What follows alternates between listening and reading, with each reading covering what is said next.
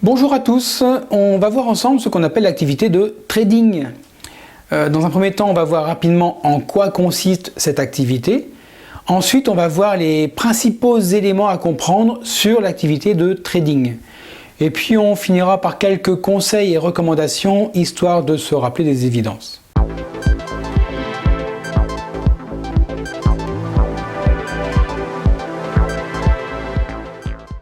Dans cette vidéo, on va parler de marché financier, d'achat, de vente, d'actions, d'obligations, de devises, de stratégie et encore plein d'autres mots utilisés dans le domaine du trading. Donc les explications sur ces mots sont disponibles dans des liens qui sont dans la description de cette vidéo. Alors, l'activité de trading sur les marchés financiers par un trader particulier ou un trader professionnel implique l'achat et la vente d'instruments financiers tels que des actions, des obligations, des devises ou des matières premières dans le but, bien sûr, de réaliser des bénéfices à court terme. Les traders cherchent donc à profiter des fluctuations des prix sur les marchés financiers en prenant des positions à la hausse ou à la baisse. Alors, on va passer en revue les principaux éléments à comprendre sur l'activité de trading pour un trader. Premier point, l'objectif. L'objectif principal du trading pour un trader est de réaliser des bénéfices en exploitant les mouvements de prix. Certains traders cherchent à réaliser de petits profits fréquents, tandis que d'autres cherchent à profiter de mouvements de prix plus importants sur des périodes de temps plus longues. Parlons aussi stratégie. Donc les traders utilisent différentes stratégies de trading pour prendre des décisions d'achat ou de vente. Cela peut inclure l'analyse technique, c'est-à-dire l'étude des graphiques et des indicateurs techniques pour prévoir les mouvements futurs des prix.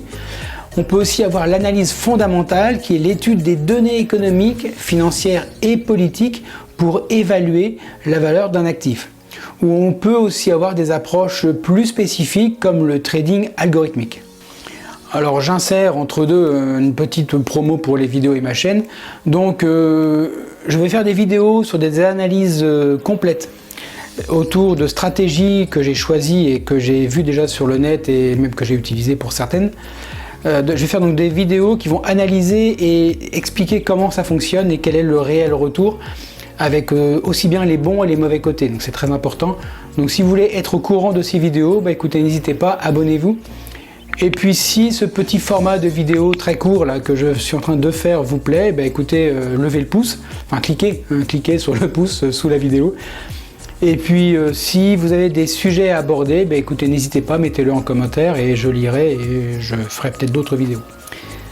Allez, on continue maintenant sur l'horizon de temps, les horizons de temps, parce que le trading peut être à court terme, donc ça peut être du scalping ou de l'intraday, moyen terme, c'est-à-dire quelques jours ou quelques semaines, ou carrément du long terme, et ça peut durer plusieurs mois, voire plusieurs années. Donc les traders particuliers choisissent leur unité de temps en fonction de leur style de trading, de leur tolérance au risque et de leurs objectifs financiers. Pour un particulier, vu le capital qu'un trader particulier met en jeu, ne prenons pas le long terme à plusieurs années, ça n'a aucun sens. Évitons le très court terme, le scalping, parce que c'est extrêmement stressant.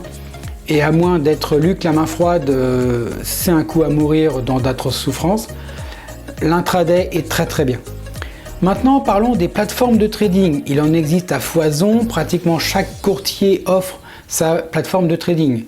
Donc les plateformes de trading en ligne, généralement fournies par des courtiers, sont utilisées pour passer des ordres d'achat et de vente. Ces plateformes offrent généralement des outils d'analyse, des flux d'informations en temps réel et des fonctionnalités de gestion des ordres. Les plus connus, ce sont, pour les particuliers, c'est ProRealTime, MetaTrader qui est gratuit. ProRealTime est gratuit à la journée, mais il est payant dès qu'on veut être dans les unités de temps inférieures. On a aussi TradingView, on en a plein. Je vous laisserai les chercher. Je crois que j'ai fait une vidéo aussi sur les plateformes de trading que j'ai mis en lien. Un sujet maintenant qui me tient à cœur, c'est la gestion des risques. Le trading, dans le trading, il y a la gestion des risques. Le trading comporte des risques. Et il est important pour un trader particulier ou professionnel de mettre en place une gestion appropriée des risques. Cela peut inclure la détermination de l'ampleur des pertes potentielles acceptables pour chaque transaction, avec l'utilisation de stop-loss pour limiter les pertes ou la diversification des investissements pour réduire le risque global. Sur ce point, je vais ajouter que une grande partie des traders particuliers se foutent complètement du stop-loss parce qu'ils sont persuadés qu'ils ont raison et qu'ils vont gagner. Sauf qu'ils ne maîtrisent pas leur perte potentielle. Ils n'acceptent pas la perte. Et c'est souvent ces gens-là, ces traders, qui meurent en fait. Leur compte, ils vont le tuer à force de ne pas mettre de stop-loss et de ne pas suivre leur gestion de risque. Ensuite, on va attaquer les connaissances et les compétences. Le trading sur les marchés financiers exige une connaissance approfondie des marchés, des instruments financiers et des stratégies de trading. Les traders doivent également être conscients des réglementations et des règles spécifiques qui encadrent le trading dans leur pays. Je peux ajouter que trader est un métier, que le trading est un métier quelque part. Donc arrêtons de croire que on regarde 2 vidéos comme la mienne ou comme d'autres sur le net ou sur YouTube pour devenir trader. Non, il y a des compétences minimales à savoir, des compétences à avoir, de l'expérience pour être sûr de réussir et de supporter les échecs qu'il y a. Il y a des échecs dans le trading et c'est normal, ça fait partie du trading. Donc il y a de l'apprentissage, de l'entraînement à faire. Si vous ne le faites pas, vous êtes mort. Donc puisque j'ai le marteau, je vais continuer de taper sur les clous. Donc je vais conclure en rappelant les principes de base qu'on a tendance à vouloir oublier. Le trading sur les marchés financiers peut être risqué et il est recommandé aux traders, particuliers ou pas, de se former, de commencer avec des montants modestes. C'est plus facile de perdre 1 centime que de perdre 1000 euros. Enfin pour moi, en tout cas. On doit aussi prendre des décisions éclairées avec des bonnes informations validées et contre-validées avant de s'engager dans cette activité.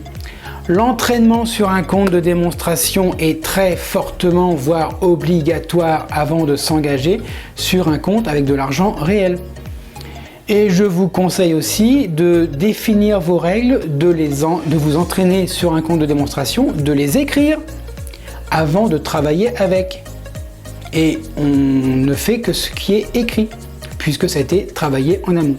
Bon, là je suis un peu donneur de leçons, mais parce que je vois beaucoup de gens qui s'engagent dans le trading en ayant soit une idée du trading en tant que l'Eldorado, on vient, on achète quand c'est en bas, on vend quand c'est en haut.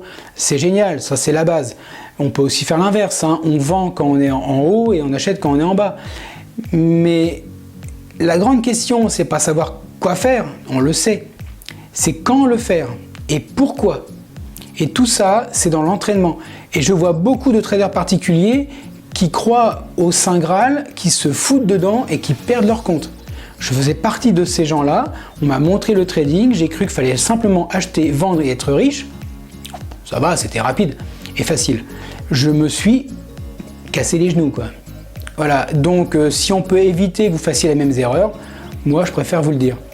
Donc les vidéos que j'ai faites, même la formation, j'ai fait une formation qui est en ligne d'ailleurs, enfin elle est en ligne, oui, elle est dans la description de cette vidéo.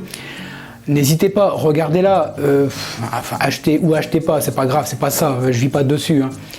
Mais ça fait partie de toute mon expérience et si ça peut servir à quelqu'un pour éviter de se prendre les pieds dans le tapis et de se vautrer comme j'ai pu faire, eh ben ça sera génial. Aussi bien pour vous que pour moi. Moi parce que j'ai aidé et vous parce que vous aurez évité la chute.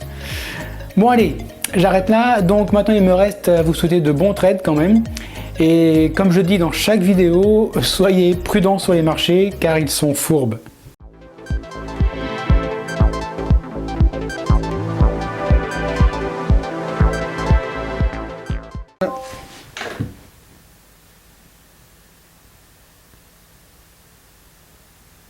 D'accord, ok. Je sais pas pourquoi.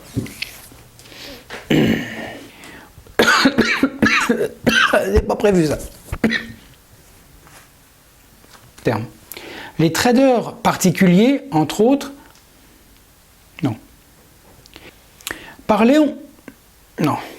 Parlons aussi, pour chaque transaction, c'est ce qu'on appelle l'utilisation d'un stop loss ou d'un stop...